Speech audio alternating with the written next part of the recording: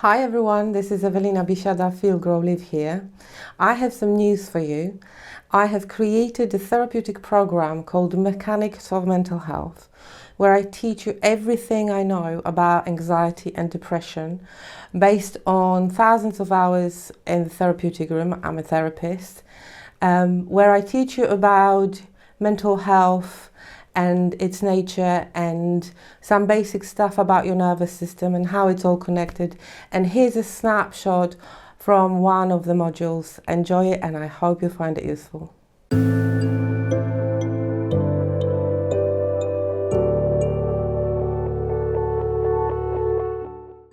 Welcome everyone, welcome again in the next video.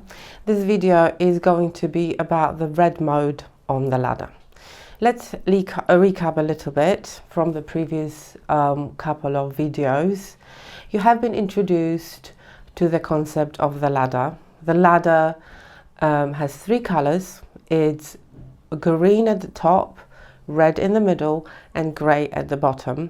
The colors represent and correspond to the modes in which your nervous system goes into, depending on the information that your neuroception reads from your environment and feeds back into your body.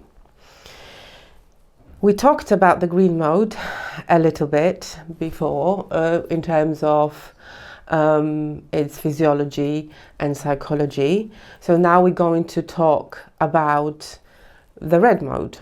Red mode is really important for those of you who are here because of the anxiety, for those of you who are trying to help themselves or others. This is the physiological level of your anxiety. So the following information and material is going to answer a lot of your questions that you might have that is usually omitted or not talked about, at least in the context of traditional talking therapy. In the common language, the red mode is called fight and flight. I'm going to be introducing a lot more details about how this is interpreted in our understanding, but for now, this is a fight and flight nervous system response. So the mechanism is the same as in the green mode. Your neuroception, you're going about your day, your neuroception is reading information from your environment. You have different experiences, you are being exposed to different people, different content, because it's also what you hear and stuff you talked about and stuff you see.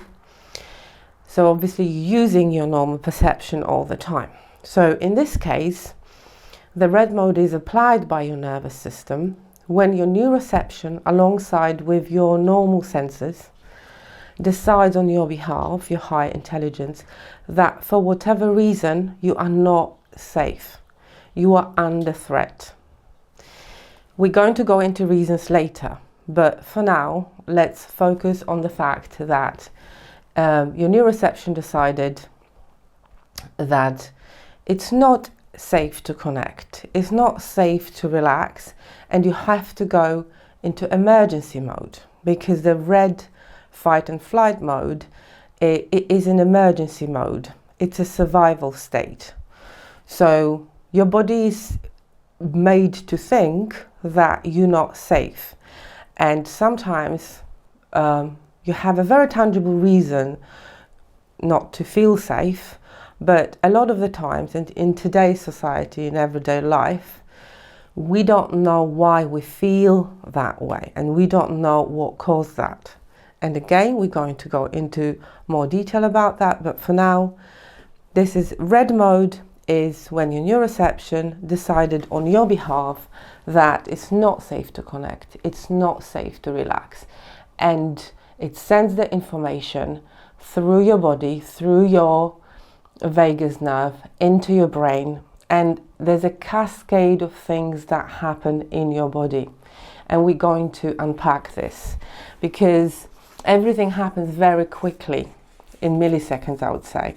And again, just to remind you, when it comes to the nervous system and those automatic responses, by design, you don't get a say in this. It's outside of your conscious awareness. and it's very complex. So we're going to take it step by step, and we're going to unpack this and talk about all the elements of the nervous system, what happens within them. So in your brain, what happens with your amygdala, what happens with your prefrontal cortex, and what happens with your physiology, because there's a physiological context of your anxiety, because your anxiety doesn't happen in the vacuum. Your anxiety happens as an extension of physiological state of your nervous system. So let's unpack that.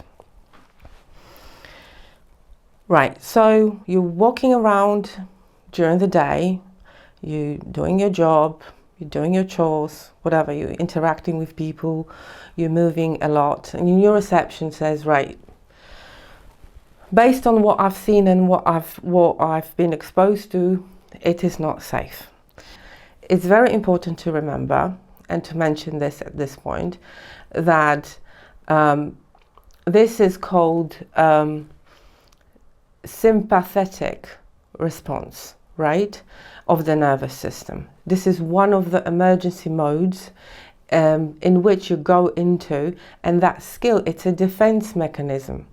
It's been put there by evolution, and we all have it. We all have it. It's a natural thing. It's a natural thing to have this scanning ability. It doesn't have to go through our conscious brain. So if you are one of those people who have some kind of shame attached to having anxiety, or you're berating yourself, or why do I have this? My answer for you would be that if you didn't have it, you would not be able to survive. It's a survival mechanism, okay? Put there many years ago in the process of evolution, and if we didn't have it, we wouldn't be able to develop or be safe or keep safe. You have to have the neuroception, you have to have your perception in order to scan the environment.